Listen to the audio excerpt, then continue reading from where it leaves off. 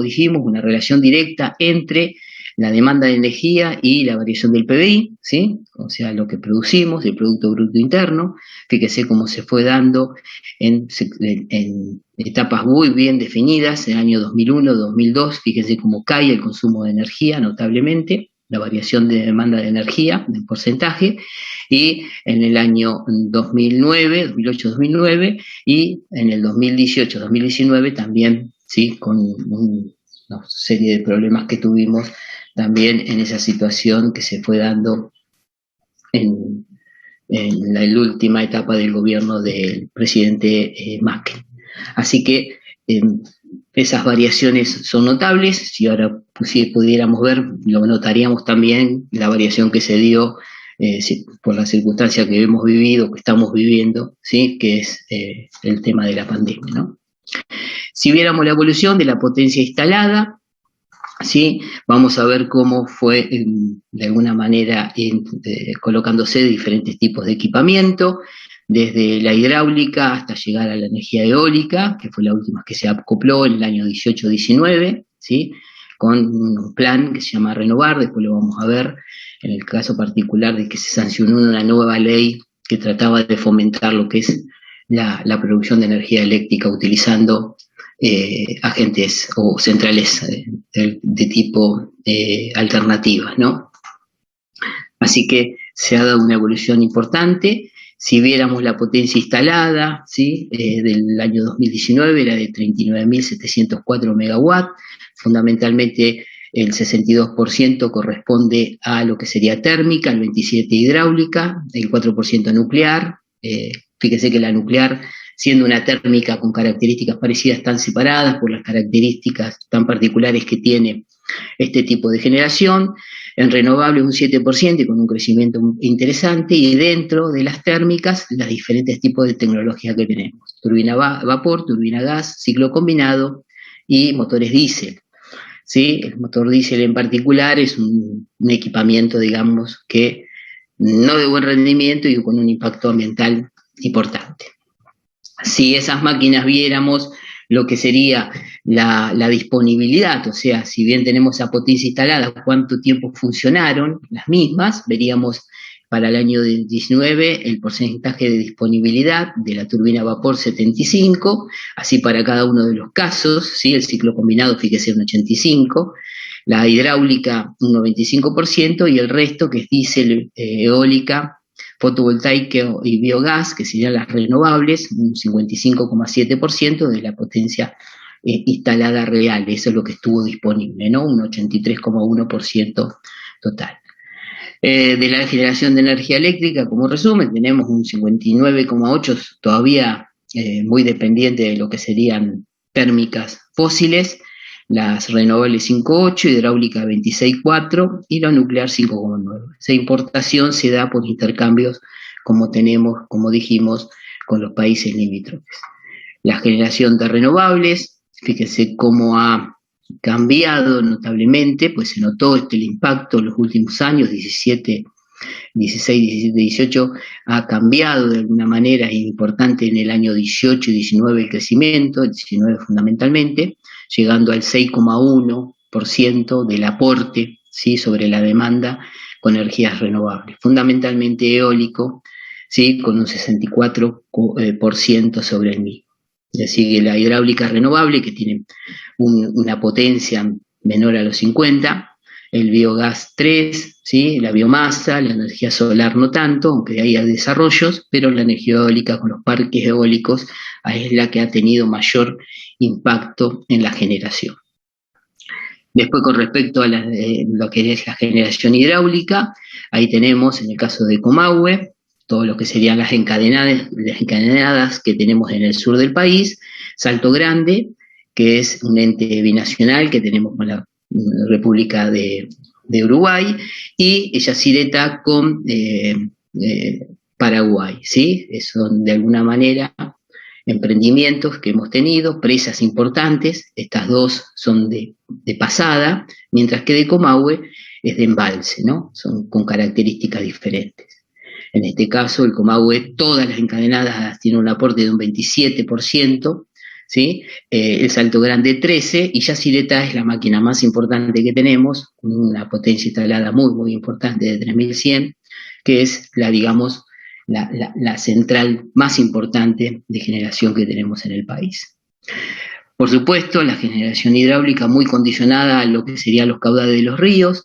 En este caso, fíjese, siempre se está evaluando esto de forma tal de que controlando los caudales de los ríos, ¿sí? Y en el caso particular del río Paraná, que es el que tiene un caudal muy, muy importante, fíjese la diferencia entre cada uno de ellos, pero en particular el Paraná, que ha tenido una bajante, que ha tenido una caída muy, muy importante en este caudal. Pero siempre se está monitoreando, ¿no? Por supuesto, en el Comahue se está monitoreando porque hay un conjunto, ¿sí?, de presas, ¿sí?, que van reteniendo el agua y la van turbinando, haciendo un uso muy, muy, digamos, racional del recurso, porque no solamente sirve para generar energía eléctrica, sino que también aguas abajo es utilizado como riego para todo lo que sería el valle, ¿sí?, que es muy dependiente lo que sería de esta agua, las poblaciones que están río abajo. Por supuesto, cada una de ellas tiene particularidades, después las vamos a ver, ¿sí? El río Limay, Arroyito, el Chocón, Piedra del Águila, Licurá, seguramente algunos han visitado de este tipo de presas que tienen particularidades, Planicie Banderita, cada una de ellas con particularidades, Futalauquen, ¿sí?, que es la que alimenta fundamentalmente a la planta loar, ¿sí?, que es de la misma familia. Esta después la vamos a ver en detalle, que también tiene una generación importante con una turbina Francis, ¿sí? Por supuesto, todo este sistema de producción, de generación de energía, fundamentalmente las térmicas, necesitan hacer un uso de combustible, fundamentalmente fueloil, gasoil, gas natural, carbón mineral poco, porque en realidad tenemos 2 centrales nada más, y biodiesel, que estarían preparadas, pero no estábamos utilizando en ese momento producción de biodiesel, pero las máquinas estarían preparadas, algunas de ellas, para poder utilizar y combustionar este tipo de combustible. Fundamentalmente muy dependiente, como dijimos, fíjense en el gráfico de abajo, del gas natural, ¿sí? Nuestra generación es muy dependiente, como habíamos visto en la clase de combustibles, en esa matriz primaria donde el balance energético, el diagrama Sankey, ¿sí?, que daba el gráfico de lo que producíamos y lo que consumíamos, mucha dependencia del gas natural. Por supuesto, hay una evolución en el intercambio con los países limítrofes, como dijimos, tanto Brasil, Paraguay, Uruguay y Chile, ¿sí? Cuando de alguna manera las presas, tanto Brasil, con Paraguay como Uruguay, no necesitan esos países, parte queda para la República Argentina, entonces es consumida y de alguna manera esos intercambios se ven también en el balance propio. El transporte es fundamental, o sea que es una inversión muy, muy importante, todo lo que es la inversión en el transporte para poder llegar desde donde se genera hasta donde se consume. Eso es lo que serían los kilómetros de cada una de las líneas, tanto de 500, 330, 220, ¿sí?, es una tensión importante, 132, 66 y 33, que sería la distribución. Eso hace que permita a todo el sistema comunicarse, ¿sí?, en un entramado muy, muy particular, si lo podemos ver en detalle. Tenemos un territorio enorme, distribuido, los recursos también a lo largo y ancho, porque eso hace que es necesario que tengamos una buena, digamos, red, ¿sí?, que tiende a hacer la transmisión y distribución, ¿sí?, de lo que sería este fluido tan importante como la energía eléctrica. Y es un disparador para mostrarle a ustedes, si pusiéramos nuestra red, ¿sí?, en otra circunstancia, podríamos cubrir una superficie que es enorme. Nosotros no tenemos dimensión del país, de la superficie del país que tenemos. Fíjense, en esa misma distribución, el red troncal principal llevado a Europa, cubriría casi todo lo que sería Europa. Fíjense, esto que sería el Comahue Madrid, sería la zona patagónica, Roma, ¿sí? Zúrich, Gran Buenos Aires sería lo que sería Milán, y así sucesivamente. Es enorme, de alguna manera, nuestra red y la superficie que ocupa nuestro país, ¿no? En comparación de otras regiones del mundo. Bueno, es la primera clasificación que habíamos hecho, hasta acá habíamos llegado, era referida a cómo utilizábamos la energía primaria, cómo transformamos esa energía primaria en energía secundaria como es la energía eléctrica. La segunda clasificación que vamos a ver es la que hace referencia a cómo son despachadas, ¿sí? las centrales. Las centrales van a ser despachadas con un criterio de tratar siempre de tener la tarifa más baja, ¿sí? Esa es la idea, de alguna manera, de que compitan las centrales, ¿sí? Invirtiendo en centrales que sean eficientes, ¿sí? Que de alguna manera puedan producir energía con el costo operativo más bajo, ¿sí? Cuando hablo de operativo, hablo tanto de la materia del combustible, de lo que serían gastos de mantenimiento, ¿sí? La inversión, y por supuesto, una ganancia. Entonces, lo que va a hacer la oficina de despacho en función de las necesidades, ir despachando diferentes tipos de centrales para atender la demanda. Para eso las podríamos clasificar a las centrales en función de cómo atienden esa demanda, esa curva de carga a lo largo del día, ¿sí? Entonces tenemos en este caso lo que serían las centrales de base o centrales principales, aquellas que tienen la característica particular de poder suministrar la energía eléctrica por periodos importantes de tiempo, ¿sí? En marcha durante mucho tiempo, y por supuesto no deben sufrir interrupciones. El tipo de centrales son muy particulares. Imagínense que necesito centrales, de alguna manera, que estén operativas mucho tiempo. Así podríamos hablar fundamentalmente de las centrales nucleares, que si bien la inversión es alta, los costos, digamos, de producción son bajos, las térmicas, algunas de ellas, algunas térmicas, y las hidráulicas, fundamentalmente aquellas que son de pasada, ¿sí? Ahí tenemos que hablar que Yacyretá está constantemente produciendo, Salto Grande también, mientras que las del Comahue puede ser que estén buscando agua, juntando el agua necesaria para después sí producir el turbinado de la misma. Aquellas que son centrales de punta, a diferencia de las centrales de base, van a atender el momento del día en que se produce una demanda mayor a la de base, ¿no? Estas centrales tienen como principal función cubrir la demanda, que dice, de energía eléctrica cuando existen picos de consumo, ¿sí? De alguna manera, horas de punta. ¿Se acuerdan que la hora de punta fundamentalmente arranca a partir de las 18 horas, 23, eso hay todo un estudio de un pronóstico, ¿sí? Una proyección que están constantemente estudiando de forma tal de poder analizar y planificar esto mismo, ¿sí? Trabajan en espacios cortos de tiempo durante determinadas horas, ¿sí? Su funcionamiento es periódico, ¿sí?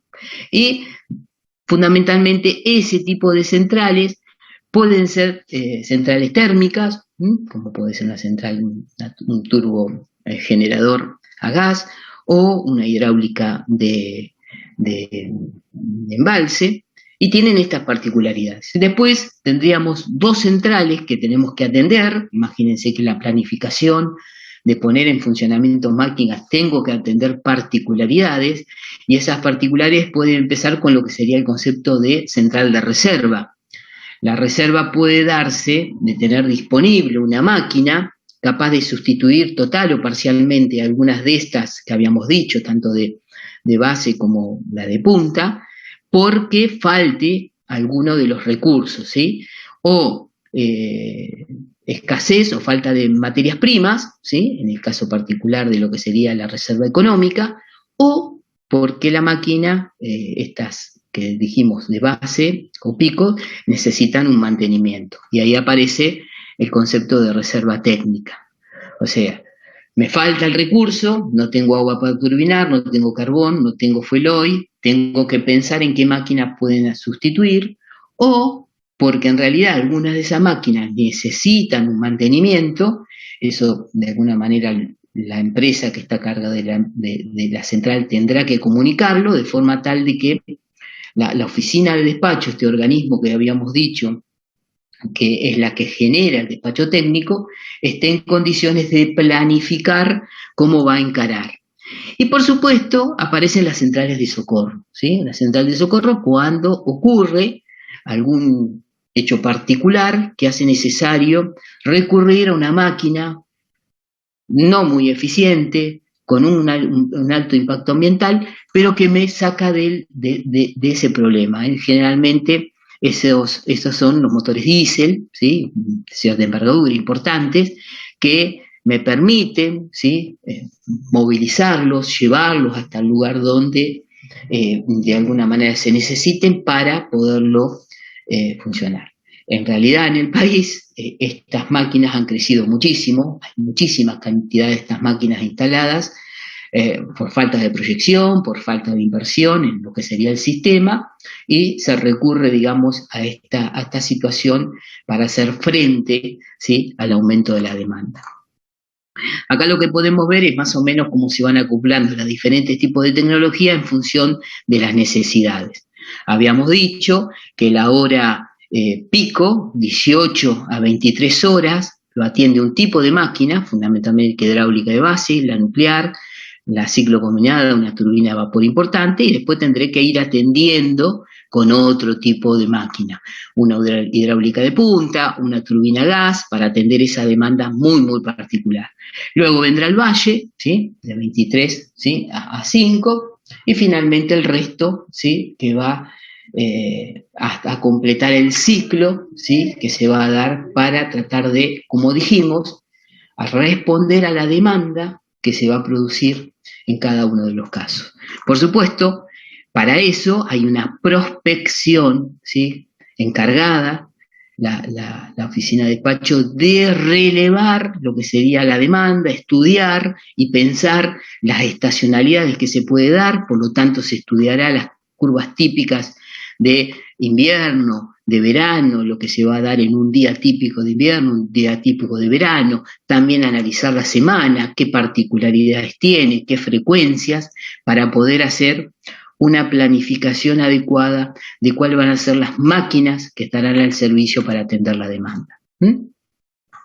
Bueno, ahora vamos a ver una pequeña clasificación. Ya que vimos esta clasificación, vamos a ver cómo están constituidas. Las termoeléctricas es una central que emplea de alguna manera un tipo de combustible, petróleo, gas, carbón o alguno de ellos, para convertirlo en energía secundaria. Puede también utilizar uranio. En el futuro seguramente, que es lo que se está trabajando muchísimo en las centrales de fusión, ¿sí?, que se trabaje con fusión a baja temperatura o en frío, ¿sí?, que también funcionarán con el mismo concepto.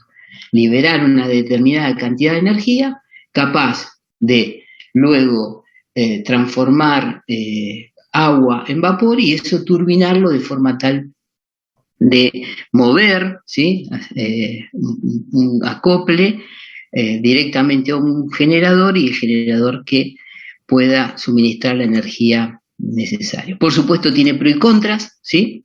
Las centrales termoeléctricas no dependen de las condiciones climáticas, como son las pulsares, que son las renovables. Están en una etapa de alguna manera que han mejorado lo que es la eficiencia, se han trabajado muchísimo en las condiciones de operación para tratar de generar la menor cantidad de efectos, de gases de efecto invernadero, ¿sí?, como NOx y otros gases que se producen, que son nocivos.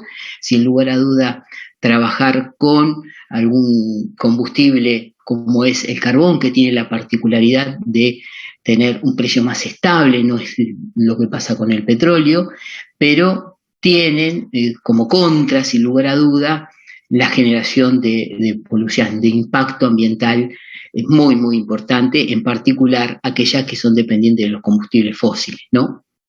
Así que, sin lugar a duda, es una de las cosas. El otro costo asociado por transportar combustibles sólidos, tienen un consumo de energía para el transporte y para el acondicionamiento de ese combustible previo a la combustión, ¿sí? Hay que acarrear el combustible. Es muy importante lo que sería la superficie ocupada por este combustible dentro de la central, ¿sí? El equipamiento de producción que vamos a tener lo que vamos a poder encontrar son los grupos diésel, son rangos de baja potencia, alta flexibilidad, equipos utilizados en situaciones de emergencia o en localidades aisladas, que yo le dije que se utiliza muchísimo, ¿sí?, en el país para hacer frente al aumento de la demanda. Las turbinas gas, ¿sí?, rangos de potencia superior a los grupos diésel, ¿sí?, que están cercanos a los 216, 210, ¿sí? El periodo de instalación corto, tiene un bajo costo de capital en comparación con los otros. El combustible ya es mucho más caro y son ideales para la punta, como lo habíamos dicho, ¿no? La potencia es del 30%. La eficiencia de la máquina. Los ciclos combinados, seguramente, si asociamos la turbina gas, una turbina de recuperación de vapor, obtenemos un ciclo combinado y obtenemos ya un rendimiento mucho mayor del 50%, ya el costo se incrementa, ¿sí? Este tipo de máquinas son las que son empleadas, ¿sí?, como térmicas en la base, ¿no?, como generación en base. Y finalmente las centrales de vapor, que son bloques de alta potencia, ¿sí?, importantes, alto costo de capital, pueden emplear fuel oil o carbón, y el costo de combustible es relativamente bajo, como dijimos, por la estabilidad que tiene el precio, en particular del carbón, ¿no?, que no tiene, está más distribuido, forma más homogénea en el país, no focalizado y no asociado a conflictos bélicos, como tenemos el problema con el combustible, como los combustibles líquidos, ¿no?, como el petróleo.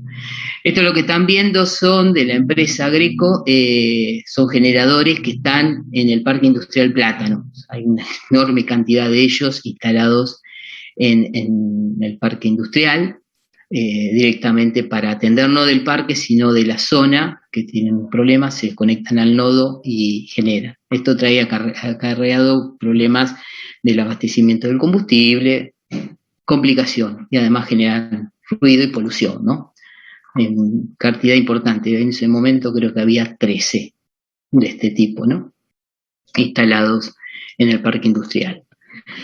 En comparación, una central de térmica de carbón tiene un grado de complejidad importante y aparecen una instalación bastante desarrollada. Fundamentalmente se hace foco en lo que sería el transporte del combustible, carbón, el acopio, lo que es la combustión propiamente dicha y la transformación en vapor y la forma en que se turbina de forma tal de obtener energía eléctrica, y también el impacto ambiental que genera este tipo de centrales. Tenemos cintas transportadoras, en el caso particular de Río Turbio, que llevan el combustible desde la mina directamente hasta la central, recorren un camino importante, así que es importante, llegan hasta la tolva. La tolva es el lugar donde se acopia propiamente el combustible, hasta llevarlo al molino, que es donde de alguna manera se le tiene que entregar cierta energía para pulverizarlo. Habíamos dicho que en la combustión de los combustibles sólidos necesitamos llegar al modelo de que el comburente rodea la partícula de combustible para que sea más eficiente, generalmente en un lecho fluidizado. Eso tiene un consumo de energía que es muy importante. En el molino, como dijimos, se produce la trituración y llegamos al granulaje necesario para producir la combustión. Propiamente la caldera, generalmente de lecho fluidizado, se fluidiza este sólido, ¿sí?, se lo lleva de alguna manera mediante una corriente con sopladores de aire a una cierta atmósfera donde se produce la combustión, y ahí tenemos el gran primer problema, que luego ese calor llega a la caldera, como habíamos visto, generalmente de forma directa, a través de lo que serían los tubos de intercambio, son acuotubulares, como habíamos dicho, con domos inferiores, superiores, con economizadores, con equipos, ¿sí?, recalentadores, que permiten de alguna manera obtener vapor sobrecalentado a una cierta temperatura y una cierta presión necesarios para inyectar a la turbina. Por supuesto, vamos a tener también que tener en cuenta los elementos propios que se van a generar en la combustión, que pueden ser arrastrados y que dijimos luego que entregan el calor en lo que sería el intercambio que se produce dentro de la caldera, van a salir por chimenea a la atmósfera. Para eso, para retener las partículas, generalmente hay precipitadores electrostáticos que trabajan con una diferencia potencial. Las partículas de carbón con una cierta polaridad son retenidas, ¿sí?, de alguna manera, para evitar que salgan por chimenea y se eliminen. Pueden utilizarse scrubber para algunos gases en particular que mediante el lavado de estos gases son retenidos algunas partículas que son de alguna manera nocivas para el medio ambiente. Para eso necesitamos, como dijimos, utilizar una chimenea que tendrá un mecanismo de tiraje, como habíamos visto, ¿sí?, que estará equilibrado, balanceado, ¿sí?, de forma tal de que sea lo más eficiente posible. La turbina tendrá diferentes etapas, la turbina de vapor, primera, segunda o tercera etapa. Se puede utilizar, como habíamos visto, un recalentador para mejorar la eficiencia. Por supuesto, aparecerá el economizador como elemento imprescindible para mejorar la eficiencia de la caldera con el agua que regresa luego de que pasa por el condensador. El condensador es el medio por el cual se le baja la temperatura luego que es turbinada el vapor, para bajarle y volver al ciclo, y ahí tendremos que ver qué mecanismo utilizo, si es un condensador o un elemento que me permita bajar esta temperatura. Como dijimos, el economizador, otro de los elementos, y la torre de refrigeración que de alguna manera enfriará, ¿sí?, el agua, ¿sí?, que actúa en el condensador de forma tal de mejorar la eficiencia del ciclo termodinámico. Cada uno de estos componentes trata de actuar en forma integrada dentro de la central. En estas centrales en particular, como dijimos, de combustibles pueden ser sólidos, ¿sí? Por supuesto, para finalmente conectarlo la turbina a un generador y obtener energía eléctrica. Se hace foco en la combustión, fundamentalmente, como dijimos, en lo que sería la combustión en condiciones de fluidización, de forma tal de que sea muy eficiente. En el caso particular de Río Turbio, que es una central que fue proyectada en una reserva importante que tenemos en el sur del país, se había empezado a desarrollar, se puso en funcionamiento una turbina, luego quedó fuera de servicio. Hay intenciones de seguirla operando, se había pensado como un proyecto estratégico de la zona, ¿sí?, para hacer uso de los recursos y además para desarrollar, por supuesto con también gente que estaba en contra de alguna manera de poner una central en esas condiciones tan particulares, donde el medio ambiente es muy particular para el turismo, donde se buscaba otra cosa. La central de Río Turbio se intentó producir, como dijimos, con una potencia instalada de 240 megawatts, carbón era de carbón, y el gran también dilema que tienen este tipo de centrales es la ceniza que genera. O sea, el carbón viene con un contenido de puzolanas, elementos que no intervienen en la combustión, que me quedan como residuo y yo la tendré que ir removiendo a medida que se produce la combustión para que no se me acumulen en el hogar. Eso trae aparejado que después tengo que ver qué hago con estas cenizas. Si bien son inertes, algunas pueden tener algún tipo de vestigio o algún elemento que puede ser nocivo, tendré que tratarlas y ver qué disposición final hago de las mismas. Ahí lo que vemos es el esquema de lo que sería la central en sí, esto es Río Turbio. Ahí vemos la disposición, lo que ven en líneas punteadas es lo que es la cinta transportadora, que va desde la mina, directamente recorre unos cuantos metros hasta llegar a lo que sería el acopio del combustible. Fíjense que todo este cuadrado que vemos acá, esto que es casi la misma que la superficie que tiene la central, tiene la intención de acumular el combustible que va a utilizar la central. Tiene dos turbinas, ¿sí?, importantes, dos calderas, y ambas, por utilizar menor cantidad de agua lo menor posible, trabajan con unos aeroenfriadores, ¿no? Es una central de alguna manera que en su momento contratada con multinacionales, ¿sí? Con empresas importantes, pero no llegó a destino, la verdad que no llegó a destino, no se puso en funcionamiento, no está en funcionamiento actualmente, no está despachada, pero como proyecto era un proyecto importante. ¿Sí? Se construyó bajo condiciones muy especiales. ¿Se acuerda lo que habíamos visto al principio del curso? De cuando uno se enfrenta a una licitación de este tipo, en qué condiciones la va a llevar adelante. No es lo mismo hacerla cerca de la zona urbana que hacerlo muy lejos, y eso se fabricó de alguna manera, se construyó en condiciones ambientales muy, muy particulares. Fíjense en esta fotografía de junio del 2011, en qué condiciones fue armada, ¿no? Había armado la chimenea y lo que serían los primeros trabajos, ¿sí? de la central. Condiciones muy, muy particulares.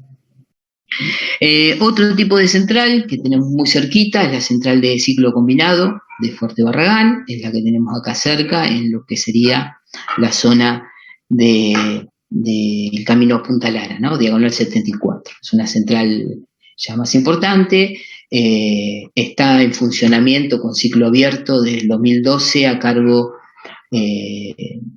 de primera instancia del Estado Nacional, y en el 2018 fue adquirida por Pampa Energía y YPF Luz, así que está en funcionamiento.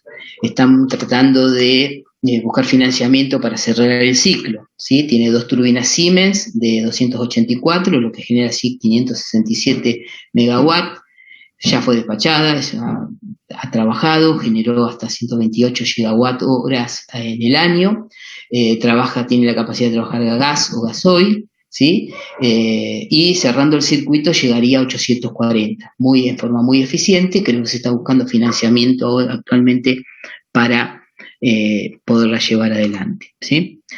La tecnología dentro fundamentalmente de la turbina, lo que es la cámara de combustión, materiales cerámicos caros y costosos, ¿sí? Donde se produce la combustión propiamente de la turbina, con álabes muy especiales, características muy particulares de la misma. Estas son fotos de la instalación antes de la puesta a punto de la misma. Luego llegamos a las nucleoeléctricas, romper ese equilibrio mediante el agregado de una partícula con una cierta fuerza, cierta energía, con una cierta velocidad, que es un neutrón, ¿sí? Esto genera un desequilibrio entre las partículas dentro del núcleo, produciendo una fisión, ¿sí? Produciendo una ruptura interna, generando, además de 2 o 3 neutrones propio de esto, que me van a permitir generar una reacción en cadena, radiación gamma, que es perjudicial de alguna manera para la persona, ¿sí? Que es lo complicado, y energía térmica, que es la que voy a recuperar para, como dijimos, transformar, ¿sí? El agua líquida en vapor. Entonces, si viéramos el modelo que utilizamos nosotros es un neutrón moderado, ataca a un átomo de uranio, un uranio 235, con un isótopo muy particular que es el 235, generan productos de fisión. A esos neutrones que están de alguna manera con una velocidad importante las tengo que moderar, y para moderarlo necesito de alguna manera utilizar un líquido. Generalmente nosotros usamos un modelo en particular que es con un isótopo de deuterio, ¿sí? Es un agua que se conoce con el nombre de agua pesada. En vez de tener protio, tiene deuterio. El protio es el común de los átomos de hidrógeno. Existen 3 tipos de isótopos. El hidrógeno tiene el protio, el deuterio y el tritio. El deuterio es natural y se lo puede generar, el tritio es totalmente artificial, pero la idea es que yo necesito moderar ese neutrón que llega con cierta energía para que tenga un choque efectivo. Este modelo es el que utilizamos nosotros, ¿sí? Nosotros utilizamos uranio natural o levemente enriquecido, muy poco enriquecido, o sea que haya mayor cantidad de isótopos 235, Y lo que sí necesitamos es que haya muchos isótopos de deuterio, ¿sí? Entonces, hay dos posibilidades de generación de energía nuclear. O tengo un uranio muy enriquecido, ¿sí? Muy enriquecido y puedo utilizar agua común, ¿sí? O utilizo un uranio natural y necesito un moderador muy enriquecido, ¿sí? En el mundo se utiliza otro modelo, como dijimos, utilizando equipamiento especial, tratando de que haya mayor concentración, ¿sí?, en el combustible de un uranio inestable como el 235. Como eso se utiliza también muchas veces con fines bélicos, es que Argentina, que nunca lo utilizó con fines bélicos, nunca utilizó ese tipo de tecnología. La tecnología que usa Argentina es uranio natural o levemente enriquecido, hasta un 3%, utilizando un moderador que es agua pesada. ¿Mm? Esa es la idea. No es la misma que utilizan otros países donde, como subproducto de esto, podríamos obtener un combustible con uso bélico, que es factible. Las operaciones en el sistema nuclear de vapor fundamentalmente tienen que ver con alojar el combustible nuclear, que es estable, no tiene ningún problema mientras yo lo puedo alojar. Luego tendré que controlar el régimen de las reacciones nucleares, o sea, tengo que saber cómo hago que haya mayor o menor cantidad de neutrones, o sea, eso que ataca a cada una del combustible, tengo que ver cómo lo modero, cómo de alguna manera acelero, eso es importante. Tengo que ver cómo hago la estimulación de esa fisión controlada. Tendré que ver también cómo recojo el calor que se me va generando, ¿sí? Y teniendo la precaución que también, además de calor, se me genera, ¿sí?, radiación gamma, con los cuidados y las precauciones del caso. Y finalmente, ese residuo que me queda con radiación gamma, tengo que ver cómo lo almaceno, ¿sí?, y cómo hago la disposición final de ese producto, ¿no? De alguna manera, esto debería estar integrado. Por supuesto, todo esto con un grado de redundancia muy importante en este tipo de tecnología, es que tengo que prever, ¿sí?, que se puedan producir liberaciones, ¿sí? Entonces tendré que tomar las precauciones del caso para que no haya material radioactivo en contacto con las personas, ¿sí? La diferencia fundamental entre los sistemas que funcionan con energía nuclear y los de energía química radica fundamentalmente en la cantidad de combustible involucrado, ¿sí? O sea, necesita una porción de combustible mucho menor para obtener la misma generación de energía, ¿sí? Así que, como ejemplo, 0,45 kilogramos de uranio enriquecido al 3%, levemente enriquecido, producen la misma cantidad de energía térmica que 45.000 kilogramos de carbón. Entonces, imagínense alojar esta cantidad de uranio y 45.000 kilos, que son 45 toneladas de carbón, que tiene cierta superficie. Y 45 no es nada para una central, ¿sí? Así que para tener una idea, una central de 500 megas, que no es una muy grande, chiquita, en un sistema convencional hay que manipular 1.000.000 de toneladas al año de carbón, mientras que una planta nuclear solo precisa 10 toneladas al año, ¿sí? Con intercambios de estos combustibles, de estas vainas, a lo largo del año, que se hace un cambio de 1/3 aproximadamente. Así que, para tener una idea, una pastilla de uranio, que es el elemento más pequeño que tiene lo que sería la vaina del combustible, del ensamble de combustible, que tiene ese tamaño muy, muy reducido, equivale a 3 barriles de petróleo, ¿sí? Un barril de petróleo tiene 159 litros, 1 tonelada de carbón, media tonelada de leña o 570 metros cúbicos de gas. Entonces, eso hace pensar de alguna manera de cómo interactúa de alguna manera este concepto en el momento de pensar de alguna manera en las centrales nucleares y en las particularidades que tiene. La capacidad operativa, la planta de combustible fósil tiene que estar diseñada para un suministro continuo de combustible, como habíamos dicho, fíjense lo que pasaba, si es gas no hay problema, porque fluye por ducto, si es combustible también, si es a combustible sólido tendré que almacenarlo, acondicionarlo, prepararlo para poderlo combustionar, eso demanda de alguna manera energía y espacio, mientras que en el caso del combustible nuclear está preparada para funcionar un periodo de tiempo bastante importante con el combustible, con diferentes tipos de arreglo, y se haría, ¿sí?, la sustitución de esos combustibles que han sido de alguna manera saturados, aproximadamente del combustible por año. Entonces, en esos periodos de indisponibilidad de la planta, estas paradas programadas, como habíamos visto, ¿se acuerdan?, en lo que sería las plantas de alguna manera que son de parada técnica, ¿sí?, que eso de alguna manera lo tiene que informar cuando se va a realizar, pensar que en ese momento la planta deja de estar activa para producir de alguna manera la sustitución de estas barras para poder continuar produciendo. Para tener una idea más o menos cómo funciona, los reactores nucleares contienen miles de tubos, después vamos a ver las características que tienen, ¿sí?, generalmente de circonio, que es un material muy parecido a simple vista al acero inoxidable, transparente a los neutrones, que tiene la particularidad de dejar pasar fácilmente. Interiormente estas varillas tienen el ensamble de combustible, que generalmente es óxido de uranio, con diferentes grados de enriquecimiento. Estos son arreglados en un conjunto que se conoce como ensambles de combustible y están colocados dentro del reactor.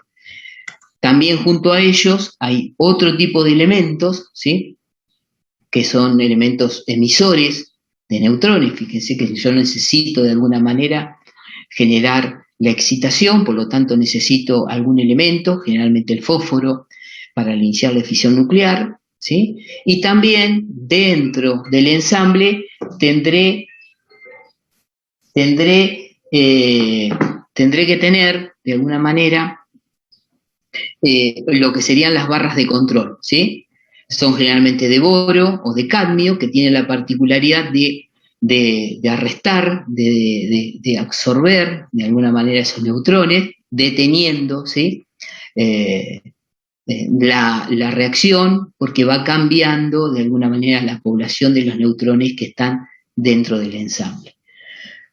Así que lo que necesitaré para comenzar la reacción es necesario extraer las barras que son las de control, las barras que son, como dijimos, de estos elementos que me arrestan, de boro o de cadmio. Por lo tanto, los neutrones llegan a lo que serían las pastillas de óxido de uranio, son absorbidas por el núcleo 235, este adquiere una gran inestabilidad, se separan generando esta cantidad de energía, la radiación gamma, como dijimos, y otros productos de fisión. Necesito de alguna manera esta energía cinética que se me genera, esa energía, contenerla. Van a atravesar el material, ¿se acuerdan que es el circonio, este material tan particular? Van a calexenar, van a generar calor y se va a tratar de comunicar al exterior este calor con algún elemento que lo remueva, ¿no? Necesito de alguna manera extraer en forma permanente el calor que se me va generando con agua u otro fluido, depende del tipo de configuración que tenga el reactor, y ese flujo continuo lo tendré que ir separando. A los neutrones rápidos los tengo que moderar, los tengo que de alguna manera bajarle la velocidad para que tenga un choque efectivo, tengo que disminuir la velocidad de forma tal de que, como dijimos, genere nuevamente la fisión. Necesito que esto se genere en forma permanente y que sea una reacción en cadena, por lo tanto tendré que ir morigerando esas barras de control de forma tal de que la reacción se sostenga en el tiempo. Seguiré generando, extrayendo las barras de control hasta alcanzar esa criticidad. En ese momento es lo que se conoce como que el reactor está arrancado, ¿sí? En la última arranque que tuvimos importante fue Atucha 2, que demandó un tiempo importante desde el momento en que se inició hasta que finalmente estuvo a punto en condiciones de generar como corresponde. La reacción se va a sostener en el tiempo y lo que tendré que hacer es extraer las barras de control finalmente hasta que aumente el calor necesario, ¿sí? Que se aumente la temperatura de las paredes metálicas del circonio, el agua refrigerante va a elevar la temperatura, seguramente tendré dos posibilidades, ¿sí? Que se transforme directamente en vapor dentro del reactor y dirigirlo directamente al turbogenerador. Esto es un esquema de ciclo directo, ¿sí? Es lo que se conoce como BWR. Y en otro caso inverso es que este vapor tome contacto con un segundo, ¿sí? Condicionarlo a una cierta presión para contenerlo, que este calor vaya a un segundo, ¿sí? De alguna manera, circuito de vapor secundario, y ese sí es el que de alguna manera genere, ¿sí? Después vamos a ver en la turbina lo que sería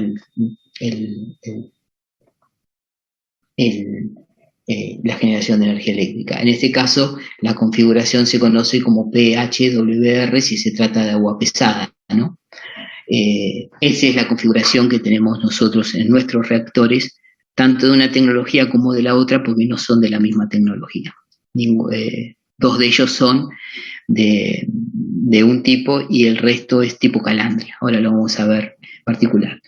Lo primero que se desarrolló es el Circaloy, que es una aleación específica, una marca registrada de Argentina, que está a base de circonio, como habíamos dicho, tiene un cuarto de estaño, tiene también hierro, cromo, níquel y tiene esta característica tan particular, como dijimos, de ser transparente, ¿sí? De alguna manera los neutrones, pero con características muy, muy particulares.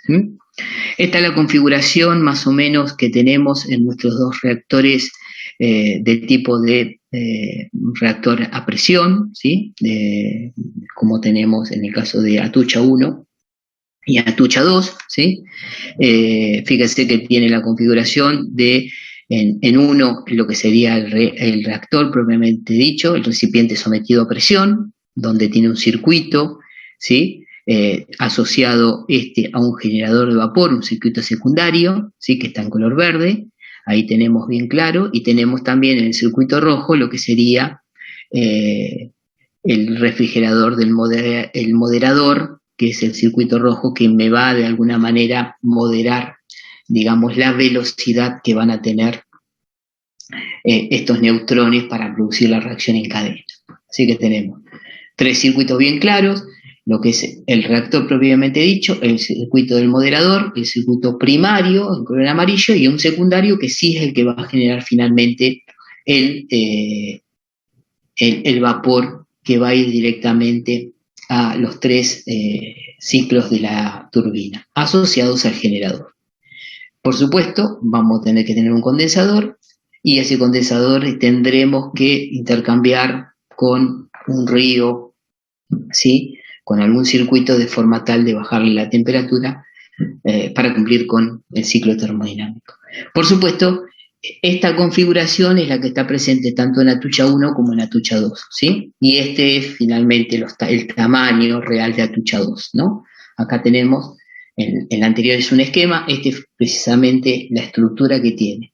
Nosotros en Atucha 2 tenemos dos generadores de vapor asociados a un recipiente a presión. Este en particular no es alemán, pues lo vamos a contar un poquitito. En el caso particular de Atucha 2, tiene ese circuito, tiene el circuito en la parte superior que permite retirar el combustible, ¿sí? Una vez que está agotado, para retirarlo y llevarlo finalmente a la disposición intermedia, que no es la disposición final que está en la central propiamente dicho, ¿sí?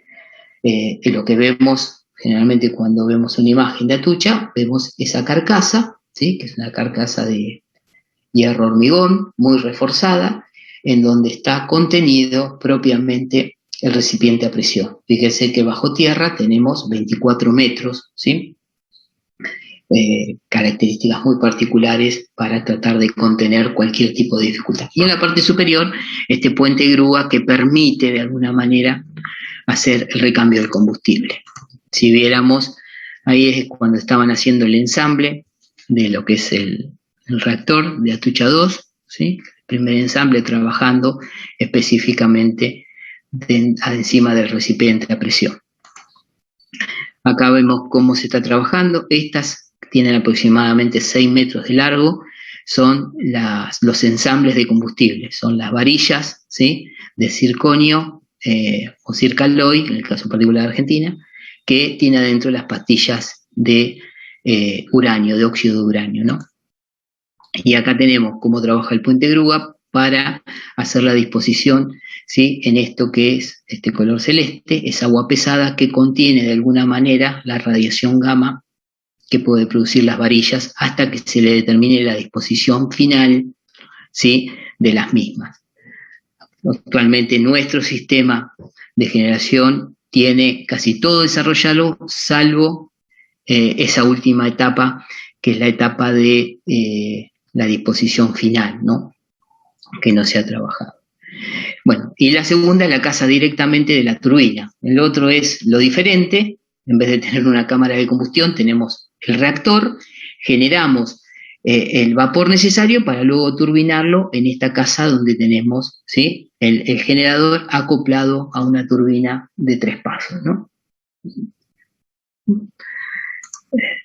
Hay diferentes tipos de reactores, una clasificación a grandes rasgos de los tipos, si son de investigación, si son de producción de radioisótopos, si son de producción naval o son de reproducción de combustibles o, como tenemos nosotros, de producción de energía eléctrica. Nosotros tenemos 3 reactores de producción de energía eléctrica en funcionamiento y tenemos 4, 5, 6 reactores de investigación. Esos reactores están algunos en lo que serían las instituciones dependientes de la Comisión Nacional de Energía Atómica o en algunas universidades, ¿sí?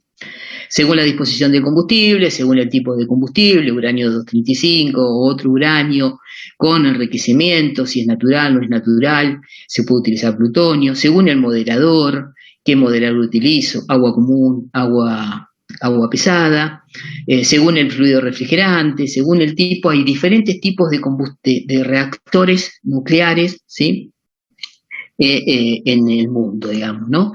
Esta es una pequeña tablita que hice en su momento para tratar de ver, ¿no?, la dependencia de algunos países. ¿Se acuerdan que habíamos visto cómo algunos países, al no tener recursos energéticos, tuvieron que tomar una gran decisión en el momento en que se formó la OPEP, en el año 60, en la 60 aproximadamente del siglo pasado, en donde para hacer frente a esas dependencias que tenían sus economías de la venta de combustible, determinaron los precios, ¿sí?, del barril de petróleo. Los países que necesitaban comprarlo, adquirirlos, tuvieron que tomar decisiones. Uno de ellos, sin lugar a dudas, fue Francia, que se convirtió en una república, en un país que es de alguna manera muy dependiente de la generación nuclear eléctrica. Fíjese que el 77,71%, ¿sí?, de su matriz es muy dependiente de la energía nuclear. Tenía 58 reactores en su momento,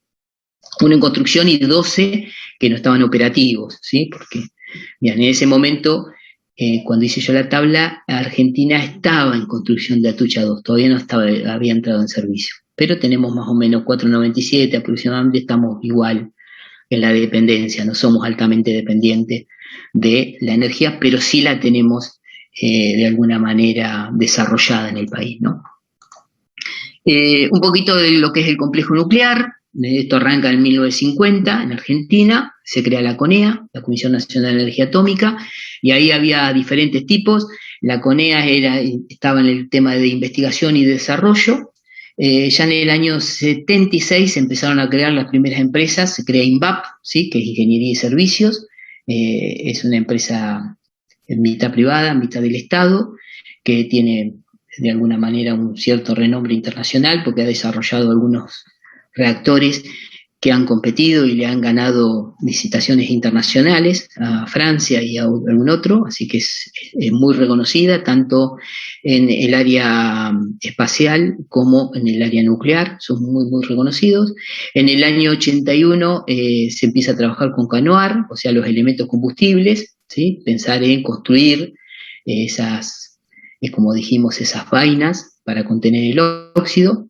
En el 86 se crea FAESA, que son los tubos de Circaloy, ¿sí? Con CANOAR trabajaron específicamente en eso. En el 89 se crea ENSI, la empresa neuquina de servicios de ingeniería, que tiene a cargo la PIAF, que es la planta industrial de agua pesada, localizada en Arroyito, en la provincia de Neuquén, que genera lo que sería el agua pesada necesaria para nuestros 3 reactores, y también comercializaba algo al exterior. No todos los países utilizan ese tipo de configuración. En el año 91 fue CEN, la Escuela de Medicina Nuclear, tiene un desarrollo muy importante. Nosotros trabajamos particularmente en constituyentes, en el reactor del 01 y el 02, que es el reactor de investigación, donde tienen un desarrollo muy importante en lo que sería medicina nuclear, con radioisótopos, con aceleradores, trabajan en lo que sería ahí en constituyentes. En el año 94, a partir de la privatización que les había comentado a ustedes, se separa la CONEA, se crean 3 organismos. La CONEA se sigue dedicando a la investigación, se crea lo que es la Agencia de Seguridad de Energía Nuclear, encargada de regular y controlar todas las actividades, tanto CONEA, y se crea NASA, NASA es una empresa, Nucleoeléctrica Argentina Sociedad Anónima, que está encargada de operar las centrales nucleares, las 3 centrales nucleares que tenemos, Atucha 1, Embalse y Atucha 2, ¿sí? Y bueno, y Dioxitex en el año 97, que trabaja sobre la minería de uranio y producción de polvo de uranio, o sea que tenemos bastante integrada todo lo que sería el desarrollo nuclear, con las capacitaciones, muchos de los ingenieros nucleares que se forman en toda Latinoamérica vienen a formarse en Bariloche y en la Comisión Nacional de Energía Atómica, o sea que es reconocida realmente por su capacidad de entrenamiento y de trabajo, que es muy interesante. Así que está muy integrado. Lo único que me parece que faltaría es trabajar sobre la disposición final del combustible, ¿no? Se necesita trabajar para ver qué se hace y no contenerlo por un tiempo, porque en algún momento eso puede tener consecuencias, ¿no? Bueno, el primer reactor que inauguramos, digamos, es un tipo de reactor que se llama recipiente a presión. En ese momento Siemens estaba en la industria nuclear, o sea, la empresa alemana se dedicaba a la producción nuclear, después tomó una decisión y dejó todo lo que sería la producción, no trabaja en ninguna planta, no tiene operativa ninguna central, se dedicó a otro tipo, pero no a la que es generación nuclear. Esta tiene una potencia térmica, Atucha 1 de 1179, con una potencia de generación de energía eléctrica de 357, trabaja con agua pesada, es convencional la planta, tiene grandes diferencias con cualquier otra de este tipo de planta, que es a recipiente a presión, como habíamos visto la configuración que vimos diferente. La que es diferente, sí, es embalse, ¿sí? Embalse es otro tipo de configuración, es una central que nosotros la adquirimos a través de una empresa que trabaja con la tecnología CANDU. CANDU quiere decir Canadian Deuterium Uranium, que es tecnología canadiense. Trabaja con uranio natural, como su nombre lo indica, y la verdad que es una planta que es muy operativa, ha tenido realmente tiempos importantísimos sin ningún tipo de falla, es muy reconocida. Es otro tipo de configuración, es mayor la potencia capaz de suministrar, de 648 mega, trabaja también con agua pesada, pero en vez de trabajar con recipiente a presión, trabaja con tubos a presión. tienen una configuración más tipo calandria, ¿sí? Que quiere decir, están apaisados, digamos, los reactores y el combustible está apaisado, ¿sí? Tuvo un problema en su momento que tuvieron que construir un robot hace mucho tiempo atrás porque una de las barras se quedó trabada en el circuito. Pero es una anécdota que pasó hace mucho tiempo.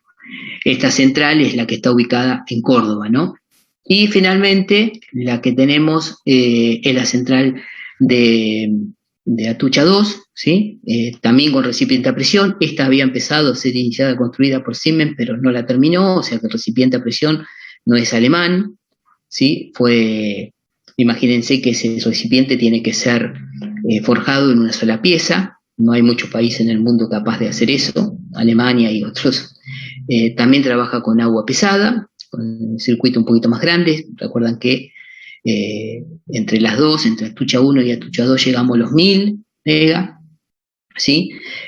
También trabaja con generador de vapor, con dos verticales, tubos tipo hoy, Incoloy 800. Fíjense que ambas, Atucha 1 y Atucha 2, están cerca de un río, el Paraná de Las Palmas. En realidad estaba colocada una al lado de la otra, ¿sí? Lo que vemos acá es el recipiente a presión, que es la cúpula, y al costado lo que sería la casa donde está la turbina de vapor acoplada a lo que sería el dínamo generador. Esta, en Atucha 2, tiene interesante una configuración, toma el agua del Paraná de las Palmas, toma el agua, lo utiliza en el condensador y lo vierte nuevamente con una diferencia de unas temperaturas en el agua, pero como hay una diferencia de altura, también tiene una pequeña turbinita que genera y la vuelve un poco más eficiente a la planta, ¿no? No es mucho, pero de alguna manera es un aporte para hacerla más eficiente, ¿no? Es interesante también. Hay proyectos, ¿sí? Hay muchos, entre ellos uno de los proyectos más interesantes es el CAREM, que es un prototipo. Las que estuvimos anteriormente viendo son centrales que si bien son fabricadas en el país, trabaja en ingeniería argentina, son tecnologías traídas de otros países. Esto es un desarrollo que está haciendo la Comisión de Energía Atómica junto con INVAP, que es la primera central totalmente argentina, que es una central de elementos modulares. El que conoce un poquito, se parece mucho a una configuración de los que tienen los reactores nucleares que movilizan lo que serían los submarinos, ¿sí? Tiene una configuración, está totalmente integrado, está todas las barras de control, todos en el mismo, y tiene sí de alguna manera algunos elementos de protección que no trabajan con automatismo, sino trabajan directamente con variables físicas, ¿sí? Diferencias de temperatura, de masas, que de alguna manera la hacen más segura. Eso es lo que busca este tipo de centrales. Estas centrales se pensaba que se podían ser modulares y se podían poner a lo largo y ancho del país con las dificultades, porque una de las cosas que sí sabemos es que si bien no generan impacto en el medio ambiente, gases de efecto invernadero, sí tienen un rechazo social este tipo de centrales, ¿no? O sea, socialmente no son aceptadas, de acuerdo a que habíamos visto que ninguna cumple con todo, ¿sí? Aquella que es cara, capaz que impacta con el medio, es cara, no impacta con el medio ambiente, lo social, pero esta en particular tiene, sí, la característica que no cualquier localidad la aceptaría, digamos, a la central. En el caso de Atucha, que es Lima, ahí ya la sociedad viven de las centrales, entonces son aceptadas, como es que nos pasa a nosotros con la refinería, que vivimos al lado de la refinería, hay mucha gente que viene y dice, ¿cómo pueden vivir al lado de esto? Y bueno, nosotros ya lo asimilamos porque nacimos acá, ¿sí? Pero eso pasa también con este tipo de centrales, ¿no? Si comparamos los rendimientos, 3 o 4 variables que podríamos decir, el ciclo combinado es una de las máquinas de alguna manera con mayor eficiencia, desde el punto de vista de eficiencia bruta, tiene un costo de inversión relativamente bajo, el espacio ocupado y el plazo de ejecución, que es fundamental cuando yo estoy haciendo proyecciones para atender una demanda y tengo que fijar de alguna manera características de la inversión que tengo que realizar. Es corto el plazo de ejecución y tengo buenos rendimientos. La central de carbón, si tengo el recurso, es una cosa, la eficiencia no es del todo buena, puedo mejorarla mucho, pero no es del todo buena, me ocupa mucha superficie y el tiempo de ejecución es alta, y la nuclear, sin lugar a dudas, con bajo eficiencia, es una turbina vapor, ¿sí? Tiene un costo importante, los costos operativos de funcionamiento no son tan altos y el tiempo de ejecución es muy alto. Desde el punto de vista ambiental, sin lugar a duda, el ciclo combinado me genera de alguna manera condiciones bajas de lo que sería dióxido de carbono y NOx, ¿sí? Generación de estos gases, casi nada de dióxido de carbono o nada, y cenizas no, pero la planta de carbón tiene esos dos componentes que los tengo que de alguna manera eliminar. O con calcio retener el dióxido de carbono, y el nitrógeno y el dióxido de carbono también, porque me genera un impacto muy, muy importante. Así que si pienso en todas las condiciones, de alguna manera tendré que hacer una ponderación al momento de tomar decisiones, ¿no? Si tengo o no tengo el recurso. Había un proyecto de ejecución de Codelco, de la planta más importante, de las minas más importantes de cobre de Chile, que la central que estaban ellos pensando, funcionando, era de características muy, muy similares a la de Río Turbio, con algunas consideraciones diferentes en lo que es el condensador, tomaba agua de río, y ellos no tenían recursos, o sea que habían proyectado la cantidad de barcos que tenían que suministrarle el combustible por mes para atender a la planta, ¿no? Así que